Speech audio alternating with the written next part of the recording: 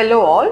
So కొంతమందికి allergy problems ఉంటాయి. అంటే ఏదన్నా స్పెసిఫిక్ అలర్జన్కి ఎక్స్పోజ్ అయినప్పుడు బాగా తుమ్ములు రావటం, అంటే కంటిన్యూస్గా తుమ్ముతూ ఉండటం, కంటి నుంచి ముక్కు నుంచి నీరు కారటం అండ్ దురదలుగా ఉండటం ఇవి చెప్తా ఉంటారు.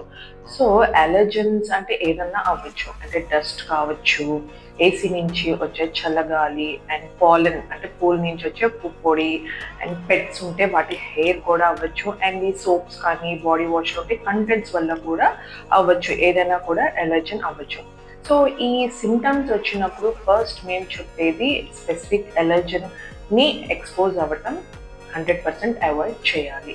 మీకు ఏ అలర్జన్ ఎక్స్పోజర్ అప్పుడు ఈ సిమ్టమ్స్ వస్తున్నాయో గమనించుకొని అది కంప్లీట్గా అవాయిడ్ చేయమని చెప్తా ఉంటాం. బట్ కొంతమందికి మైల్డ్ సిమ్టమ్స్ నుంచి సివియర్ సిమ్టమ్స్ కూడా ఉంటాయి. అంటే ఫ్యూ డేస్ నుంచి వీక్స్ వరకు సిమ్టమ్స్ ప్రోగ్రెస్ అవ్వటం అండ్ ఏ ఎలర్జనో మాకు తెలియట్లేదు, ఐడెంటిఫై చేయలేకపోతున్నాం, సో దీనికి అసలు పర్మనెంట్ సొల్యూషన్ లేదా అని అడుగుతూ ఉంటారు. సో ఎలర్జన్ ఏంటి అనేది తెలుసుకోవడానికి IG levels and skin prick test అనేవి ఉంటాయండి. సో దాన్ని బట్టి స్పెసిఫిక్ ఎలర్జన్ ఏంటి అనేది కూడా తెలుసుకోవచ్చు. అండ్ పర్మనెంట్ సొల్యూషన్ అంటే యూ కెన్ కన్సిడర్ ఇమ్యూనోథెరపీ.